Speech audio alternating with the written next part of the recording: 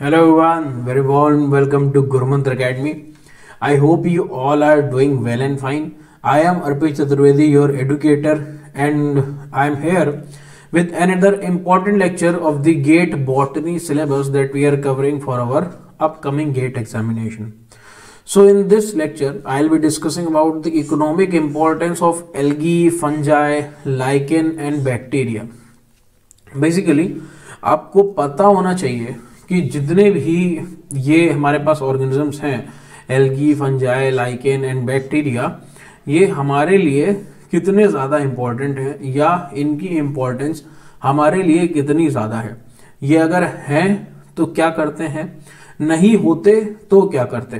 तो इन सभी चीज़ों को ध्यान रखते हुए हम एक बार देखने की कोशिश करते हैं कि इनकी इकोनॉमिक इम्पोर्टेंस आखिर क्या है। So basically starting from the direct from the economic importance of algae, एक एक करके हम इनके बारे में जानने की कोशिश करते हैं। तो सबसे पहले जो एल्गी का यूज होता है वो होता है फूड में।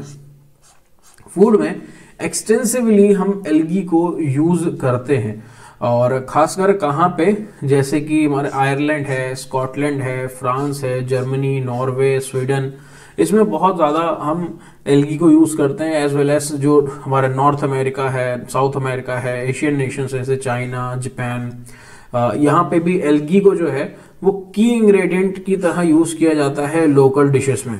ठीक है, मतलब जैसे हम लोग कोरिएंडर यूज़ करते हैं गार्निशिंग के लिए, ये लोग एल्गी यूज़ करते हैं। ठीक है, मतलब बहुत ज़्यादा यूज़ करते हैं एल्गी का। प्लस एल्गी का यूज़ इसलिए भी ज़्यादा होता है क्योंकि एल्गी में जो हमारा मतलब हेल्थ कंटेंट होता है, या मैं कह लें जो विटामिन्स हैं, जो हमारे पास कंपोनेंट्स हैं, उसमें वो बहुत ज़्यादा इंपॉर्टेंट होते हैं, बहुत ही अच्छे से हमको देखने मिलते हैं अच्छी मात्रा में। जैसे कि कार्बोहाइड्रेट्स हैं, फैट्स हैं, प्रोटीन्स हैं, हमारे पास विटामिन ए, बी, सी, ई हैं जो कि हमको देखने को मिलते हैं। इसके अलावा एक और चीज़ अच्छी है कि मतलब अगर हम देखें तो ये जैसे इकोनॉमिक इम्पोर्टेंस होती है तो हमें ये पता होना चाहिए कि इसमें जो वैल्यू है, या हम ये कह लें जो इसका प्राइस है, जो कॉस्ट है, वो भी काफ़ी कम रहती है। अगर हम इसके प्रोटीन का देखें तो लो सोर्स है, लो कॉस्ट सोर्स है काफ़ी प्रोटीन का, बाकी प्रोटीन के सोर्स के मुकाबले अगर हम देखें। जैसे SCP हम लोग यूज़ करते हैं, सिंगल सेल प्रोटीन्स, एथलीट्स वगैरह, तो काफ़ी लो कॉस्ट में ये प्रोटीन अवेलेबल हो जाता है उनको बाकी प्रोटीन्स के मुकाबले। ओके, तो इसमें और भी बहुत सारी चीज़ें देखने को मिलती हैं। कुछ इंपॉर्टेंट मिनरल्स जैसे कि iron, potassium, magnesium, calcium, manganese, zinc, और इन सभी के अपने अपने इंपॉर्टेंस हैं। आपको पता है कि कितने ज़्यादा इंपॉर्टेंट हमारे लिए आयरन, हमारे ब्लड के लिए, हीमोग्लोबिन के लिए कितना इंपॉर्टेंट है। पोटेशियम तो हमारे पूरे ऑस्मो रेगुलेशन के लिए इंपॉर्टेंट है। मैग्नीशियम हमारी बॉडी के लिए कितना ज़्यादा इंपॉर्टेंट है। कैल्शियम कितना तो कह ही नहीं सकते, बोन्स के लिए कितना इंपॉर्टेंट है। मैंगनीज कितना इंपॉर्टेंट है। जिंक बेस कितने एंजाइम है हमारी बॉडी में जो हमको देखने को मिल रहे हैं। इसके अलावा एल्गी से हमको कई सारे जेलिंग एजेंट भी मिलते हैं, मतलब जो जेल की तरह काम करते हैं। जैसे कि लैब्स में जो हम लोग यूज़ करते हैं, तो मतलब लैब्स की इंडस्ट्री में भी काफ़ी इसका रोल है। लेकिन अभी हम लोग फूड के पॉइंट ऑफ व्यू से बात करें तो वो जेलिंग एजेंट कई सारे और जो डेयरी प्रोडक्ट्स हैं, जो मतलब कई, जैसे कि आइसक्रीम है, मिल्क है, चीज़ है, टॉपिंग्स हैं और सिरप है, आइसिंग, फ्रूट जूस, जो सैलेड ड्रेसिंग होती है, उन सब में भी हम एल्गी का यूज़ इसीलिए करते हैं कि काफ़ी जेलिंग एजेंट यहाँ से हमको देखने को मिल जाता है। तो फूड में एक अच्छा खासा बड़ा डिपार्टमेंट जो है वो होल्ड ऑन करके रखा हुआ है एल्गी ने। इसके अलावा फॉडर है हमारे पास। फॉडर क्या होता है, बेसिकली आप जो अपने पेट एनिमल्स होते हैं, कैटल्स वगैरह, ठीक है, उन कैटल्स वगैरह को जो खाना देते हो वो खाना फॉडर कहलाता है। तो उसके लिए भी एल्गी हमारे लिए काफ़ी इंपॉर्टेंट है। कुछ हमारे पास ये हम कह लें शीप्स वीड है जिसको हम कहते हैं, जैसे कि हमारा रोडेमिनिया स्पीशीज़ हैं, जिसको हम यूज़ करते हैं लाइव स्टॉक, कैटल्स और चिकन्स के लिए एज अ फॉडर। ठीक है, जिसको हम शीप्स वीड कहते हैं। इसके अलावा ही और सारे जितने देश हैं जो हमारे यूरोपियन नेशंस हैं, Sweden, Denmark, Norway, Scotland, China, New Zealand, इन नॉर्थ अमेरिका, साउथ अमेरिका, इन सब में भी हम फॉडर की तरह काफ़ी ज़्यादा एक्सटेंसिवली यूज़ करते हैं एल्गी का। प्लस हम एल्गी को एज अ फर्टिलाइज़र भी यूज़ करते हैं। ठीक है, फर्टिलाइज़र यानी कि ऐसा एजेंट जो कि आपके क्रॉप की वैरायटी, मतलब जो क्रॉप का मतलब जो ओवर ग्रोथ है उसको बढ़ाने के लिए क्या यूज़ करते हैं एज ए फर्टिलाइज़र, हम रेड और ब्राउन एल्गी को यूज़ करते हैं, रोडोफाइसी और फेयोफाइसी मेंबर को काफ़ी यूज़ करते हैं, क्योंकि इनमें हमको काफ़ी अच्छे से देखने को मिल जाते हैं जो स्टोर्ड प्रोडक्ट्स होते हैं वो, जो कि सॉइल के लिए बहुत ज़्यादा इंपॉर्टेंट होता है। ठीक है, जैसे कि हमारा रोडोफाइसी में और फेयोफाइसी में हमारे पास फ्लोरिडियन स्टार्च है और कई सारे लोग मिनरल्स को इकट्ठा करके रखते हैं अपने अंदर, तो ये सॉइल के लिए ये बहुत ज़्यादा इंपॉर्टेंट हो जाते हैं और काफ़ी ज़्यादा एक्सटेंसिवली जो है यूज़ भी किए जाते हैं। इसके बाद अगर हम लोग बात करें फंगस की या फंजाई की इकोनॉमिक इंपॉर्टेंस की, कि क्या इकोनॉमिक इंपॉर्टेंस हमको देखने को मिल रही है फंगस की, तो बेसिकली फंगस भी हमारे लिए बहुत ज़्यादा इंपॉर्टेंट है। फंगस से भी हमको बहुत सारी अच्छी चीज़ें मिलती हैं, जिसमें से सबसे मेजर जो प्रोडक्ट है हमारे पास वो है कि हम फंगस को मेडिसिनल फील्ड में बहुत यूज़ करते हैं या मेडिसिन इससे बहुत एक्सट्रैक्ट करते हैं। बेसिकली फंगस जो है वहीं से हमारी एंटीबायोटिक्स की शुरुआत भी हुई थी। ठीक है, जो हमारा क्या कहते हैं यहाँ पे आपको देखने को मिलेगा पेनिसिलियम नोटेटम, जहाँ से पेनिसिलिन का एक्सट्रैक्शन किया जाता है। ठीक है, तो पेनिसिलिन हमको देखने को मिलता है बहुत ज़रूरी, और ये यूज़ किया जाता है ग्राम नेगेटिव ऑर्गेनिजम्स को किल करने के लिए। आप सभी को पता है कि पेनिसिलिन कितना ज़्यादा हमारे लिए इंपॉर्टेंट है। प्लस हमारे पास स्ट्रेप्टोमाइसिन मिलती है हमको स्ट्रेप्टोमाइसिस ग्राइसिस से, ठीक है, जो कि एक फंगस है। तो फंगस का एक अच्छी खासी पकड़ है मेडिसिनल फील्ड पे, है ना। इसके साथ साथ कुछ सोल्युबल एंटीबायोटिक्स भी हमको देखने को मिलती हैं यहाँ से, और कई सारी ऐसी एंटीबायोटिक्स हैं जो कि प्लांट डिजीजेस को भी फेस करने के लिए या प्लांट डिजीज से ओवरकम करने के लिए काम आती हैं। इसके अलावा फंगस काफ़ी इंडस्ट्रीज में भी यूज़ करी जाती है, जैसे कि हमारे अल्कोहलिक फर्मेंटेशन के लिए, या जो बेवरेज इंडस्ट्री है हमारी उसमें ऐसा हम क्या करते हैं, बेसिकली जो ब्रूइंग और बेकिंग है उसमें भी इस्तेमाल करते हैं। हम ये कह लें कि फंगस की मदद से हम फर्मेंटेशन की प्रोसेस को बढ़ावा देते हैं, जिसकी मदद से हमारा इथाइल अल्कोहल या जो हमारा इथेनॉल है उसका प्रोडक्शन होता है, प्लस कार्बन डाइऑक्साइड का प्रोडक्शन हम करवाते हैं। कार्बन डाइऑक्साइड का प्रोडक्शन जहां भी होगा वहां पे हम डायरेक्टली बेकिंग की इंडस्ट्री में आ जाएंगे। जो डो होता है, डो जो तैयार किया जाता है केक के लिए, जो फ्लफीनेस आती है केक में, ब्रेड में, वो सब चीज़ें कार्बन डाइऑक्साइड की मदद से ही आती हैं। और ये कार्बन डाइऑक्साइड हम फंजाई की मदद से ला रहे हैं। ठीक है, तो इसीलिए इसका यूज़ किया जाता है।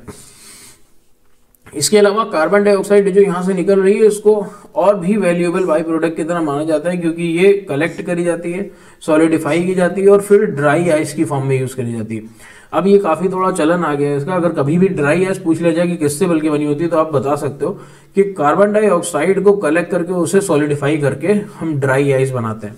ठीक है, ब्रेड मेकिंग इंडस्ट्री, बेकिंग में तो यूजफुल है ही CO2, लेकिन ड्राई आइस भी बनाते हैं। ठीक है, then preparation of organic acids. अब हमें ऑर्गेनिक एसिड अगर बनाने हैं तो उसके लिए भी हमारे पास फंगस है, वो बहुत इंपॉर्टेंट है। कौन सा ऑर्गेनिक एसिड? ऑक्जेलिक एसिड है, सिट्रिक एसिड है, ग्लूकोनिक एसिड है, गैलिक एसिड है, फ्यूमेरिक एसिड है। इन सभी के लिए हमारे पास फंगस का होना या फंगस के होने से हम इन सबको बना पा रहे हैं बहुत आसानी से, और इन सभी की अपनी अपनी अलग इकोनॉमिक वैल्यूज हैं। ऑक्जेलिक एसिड जो है ये फर्मेंटेशन प्रोडक्ट होता है एस्पेराजिलस नाइगर का, प्लस सिट्रिक एसिड जो है मोल्ड फर्मेंटेशन से बनता है। बाकी कई सारे पेनिसिलियम की स्पीशीज हैं जो कि यूज़ करी जाती हैं इसके लिए, और इनकी कॉमर्शियल स्केल पे अगर हम देखें, जो अगर हम फंगस की मदद से इनऑर्गेनिक एसिड को बना रहे हैं तो काफ़ी चीपर होता है बजाय अगर हम सिट्रस फ्रूट से उनको एक्सट्रैक्ट करें तो। ठीक है, तो अब जाहिर सी बात है आपके पास एक ऑल्टरनेटिव है, आप उन सारी चीज़ों को बना सकते हो फंजाई से बजाय सिट्रस फ्रूट से लेने के। ठीक है, तो ग्लूकोनिक एसिड जो है ये भी जो है शुगर से बनाया जाता है, और बेसिकली ये पेनिसिलियम या एस्परजिलस को ही यूज़ किया जाता है इसमें, और इसका अपना ही एक कॉमर्शियल वैल्यू है। जैसे गैलिक एसिड की अपनी कॉमर्शियल वैल्यू है यूरोप और अमेरिका में, ये बहुत ज़्यादा यूज़ किया जाता है हमारा कैलमेट्स प्रोसेस में। ठीक है, तो ये हमको देखने को यहाँ पे मिलता है फंगस के रूप में। फिर अगर हम बात करें इकोनॉमिक इंपॉर्टेंस, जो लाइकेंस के हमारे सामने निकल के आ रही है, जो मैंने आप मतलब इकोनॉमिक इंपॉर्टेंस होती है इनकी बहुत सारी हैं, लेकिन मैंने उन पे फोकस किया है जहां से क्वेश्चन सबसे ज़्यादा आ सकते हैं, प्लस जो कि सबसे ज़्यादा इंपॉर्टेंट है। जैसे कि अगर आप लाइकेंस की बात करो तो यहाँ पे सबसे ज़रूरी चीज़ आ जाती है कि दीज आर पाइनियर कॉलोनाइजर्स। मतलब अगर कोई बेयर लैंड है, यानी कि कोई ऐसी जगह है जहाँ कोई पौधा, कोई पेड़, कोई कुछ भी नहीं रहता, ठीक है, उस जगह पे अभी तक कोई भी कॉलोनी नहीं बसी, वहां पे सबसे पहले कॉलोनी बसाने वाले, सबसे पहले सरवाइव करने वाले जो ऑर्गेनिज्म होंगे वो लाइकेन ही होंगे। बेसिकली लाइकेन क्या है आपको पता है, जो हमारा एल्गी और फंजाई का एक सिम्बायोटिक रिलेशनशिप रहता है जिसमें दोनों साथ में रहते हैं। और पॉइनियर कॉलोनाइजर की फॉर्म में जैसे अगर कोई रॉकी एरिया है जहाँ पे वाटर की भी कमी है, स्कार्सिटी है, तब भी रॉकी एरिया पे, बेयर रॉकी एरियाज पे ये जाते हैं, लगते हैं, स्टेबलाइज रहते हैं और धीरे धीरे बढ़ने की कोशिश करते हैं। प्लस ये एक एसिड सिक्रेट करते हैं जिसको हम लाइकेन एसिड या लाइकेनिक एसिड कहते हैं। और वो एसिड क्या करता है, धीरे धीरे उस रॉक की सरफेस को गलाता जाता है, सोल्युबलाइज करता जाता है, और उसी को हम विदरिंग ऑफ रॉक्स भी कहते हैं, जिसकी मदद से रॉक जो है वो सॉइल में बदल जाता है, मिट्टी में बदल जाता है, और वहां पे बाकी जो कॉलोनाइजर्स हैं, जो सेकेंडरी कॉलोनाइजर्स हैं, वो आके वहां पे इकट्ठा हो सकते हैं, रह सकते हैं। लेकिन शुरुआत कहाँ से होती है, शुरुआत लाइकेन से होती है, इसीलिए इनको पाइनियर कॉलोनाइजर कहते हैं, सबसे पहले जो कॉलोनी बनाते हैं वो, ठीक है। वेदरिंग ऑफ रॉक्स जो है बायोलॉजिकल वेदरिंग करवाते हैं, क्योंकि ऑक्जेलिक एसिड बनाते हैं, कार्बोनिक एसिड बनाते हैं, अलग अलग एसिड्स बनाते हैं, जो कि उस, इनको एक साथ हम लाइकेनिक एसिड कहते हैं, जो कि एक साथ मिल के क्या करता है, उसकी सरफेस को, रॉक की सरफेस को पूरी तरीके से सोल्युबलाइज करने की कोशिश करता है। प्लस इनका एनवायरमेंटल पोल्यूशन में बहुत रोल है। किस तरीके से एनवायरमेंटल पोल्यूशन रोल है सॉरी, लाइकेंस जो है इनको हम कहते हैं पोल्यूशन इंडिकेटर। इनकी आदत होती है इतनी ज्यादा साफ जगह रहने की कि अगर कहीं भी थोड़ी गंदगी होती है तो ये नहीं रह पाते। फॉर एग्जाम्पल कि अगर किसी एटमॉस्फेयर में जहां पे लाइकेन लगे हुए हैं और वहां पे सल्फर डाइऑक्साइड का प्रेजेंस हो, जो कि ज्यादातर हमको पोल्यूशन में देखने मिलता है, एयर पोल्यूशन में, तो वहां पे ये ग्रो नहीं कर सकते। इसीलिए ये जो हमारे शहर हैं, सिटी, टाउन्स, इन सब में, इंडस्ट्रियल एरिया के पास में हमको लाइकेंस देखने को नहीं मिलते, क्योंकि जहां भी सल्फर डाइऑक्साइड प्रेजेंट होगी हवा में, ये वहां पे प्रेजेंट नहीं होंगे। तो ये यूज करे जाते हैं एज इंडिकेटर्स ऑफ पोल्यूशन, ठीक है। तो कहीं अगर इंडिकेट पोल्यूशन है या नहीं वो पता करने के लिए हम लाइकेन का यूज करते हैं। प्लस टैनिंग और डाइंग इंडस्ट्री में भी इनको एक्सटेंसिवली यूज किया जाता है। यहाँ से आप सभी ने सुना होगा एक जो हमारी लैब में हम यूज करते हैं डाई, क्या चीज यूज करते हैं हम लैब में, इनमें से अपना जो लिटमस रहता है, ठीक है, ठीक है, वो हम लोग एक्सट्रैक्ट करते हैं यहाँ से, और उसको हम एक्सटेंसिवली यूज करते हैं एसिड और बेसिस के टेस्ट में। और कुछ डाइज भी हैं जो हमको यहाँ से एक्सट्रैक्ट होती हुई मिलती हैं। जो हमारा एसिड बेस इंडिकेटर है लिटमस, ठीक है, वो हमको यहीं से देखने को मिलता है, जो कि एक डाई है। इसके अलावा हमारे पास रोसेला टिंक्टोरिया है या लेसेलिया पोस्टुलाटा है, जो जहाँ से हमको ये लिटमस देखने को मिलता है, और ये लिटमस बहुत ज़्यादा एक्सटेंसिवली यूज होता है, ठीक है। इसके अलावा कुछ नेचुरल डाइज भी हैं, जैसे कि ऑर्किल एक ब्लू डाई है जो कि हमको रोसेला और लियोकनेरा से देखने को मिलती है। ये वुडन आर्टिकल और सिल्क फैब्रिक्स को डाई करने के काम आती है। तो बहुत ज़्यादा इंपॉर्टेंट यहाँ पे, अगर आपको पेपर में आएगा, मैं बताऊँ, सबसे ज़्यादा लिटमस पूछा जाएगा कि लिटमस कहाँ से मिलता है, ठीक है। तो उसके लिए आपको ये जीनस और स्पीशीज याद रखनी है, प्लस ये याद रखना है कि लिटमस हमको लाइकेन से मिलता है, ठीक। फिर हमारे पास आ जाते हैं economic importance of bacteria. Bacteria बेचारे सुनने में जितना खराब लगते हैं उतने खराब होते नहीं है। मतलब हम तो यही समझ लेते हैं कि बैक्टीरिया मतलब बीमारी, लेकिन ऐसा नहीं है। बैक्टीरिया बहुत ज़्यादा हमारे लिए यूजफुल भी होते हैं, काफ़ी इकोनॉमिक इंपॉर्टेंस अच्छी भी है बैक्टीरिया की, जिसमें से नंबर 1 है डिके एंड डिकम्पोजिशन। मतलब जो सॉइल बैक्टीरिया है ये बहुत इंपॉर्टेंट रोल प्ले करते हैं आपके जो डिकम्पोजिशन है ऑर्गेनिक मैटर का, उसमें। मतलब कि एक तो ये सबसे पहले क्या करेंगे, स्कैवेंज करेंगे। दूसरी चीज कि ये कहने की जितने प्लांट्स वगैरह हैं, डेड और डिकेइंग एनिमल्स हैं, उनकी डेड बॉडीज अगर एज इट इज रहेंगी तो वो बीमारी फैलाएंगे वहां पे। या पहली चीज हम ये कह लें कि फिर वो वैसे ही रहेंगी तो फिर दिक्कत हो जाएगी उनको। जैसे कहते हैं नेचर में जो जहां से आए उसे वहीं जाना है। तो प्लांट्स और एनिमल्स के पास जो भी मटेरियल्स हैं, जो मिनरल्स हैं, वो सब के सब सॉइल में मिल जाते हैं। किसकी मदद से? इन्हीं बैक्टीरिया के डिकम्पोजिशन की प्रोसेस की मदद से। ठीक है, अगर बैक्टीरिया उन्हें ना डिकम्पोज करें तो वो सारी डेड बॉडीज जो हैं वो क्या होंगी, वो वैसे ही मतलब उसमें सॉइल में नहीं मिल पाएंगी, वो वैसे ही खराब होती रहेंगी। लेकिन इस डिकम्पोजिशन की मदद से ही, जो हमारे सैप्रोफिटिक बैक्टीरिया की मदद से ही, वो सारी चीज़ें वापस आ जाती हैं सॉइल में। ठीक है, या जितने भी उनके पास मटेरियल्स होते हैं, मिनरल्स होते हैं, जैसे कार्बन है, ऑक्सीजन है, हाइड्रोजन, सल्फर, फॉस्फोरस, ठीक है, जो कि बॉडी वेस्ट बनाते हैं, या carbon monoxide, water, nitrous, phosphate, इन सबको मतलब कम कर देते हैं, क्योंकि हम इनको डिकम्पोज करके पहले ही सॉइल में मिला देते हैं। ओके, इसके साथ साथ सॉइल फर्टिलिटी बढ़ाने की अगर बात आती है तो फिर से बैक्टीरिया सबसे आगे आ जाते हैं।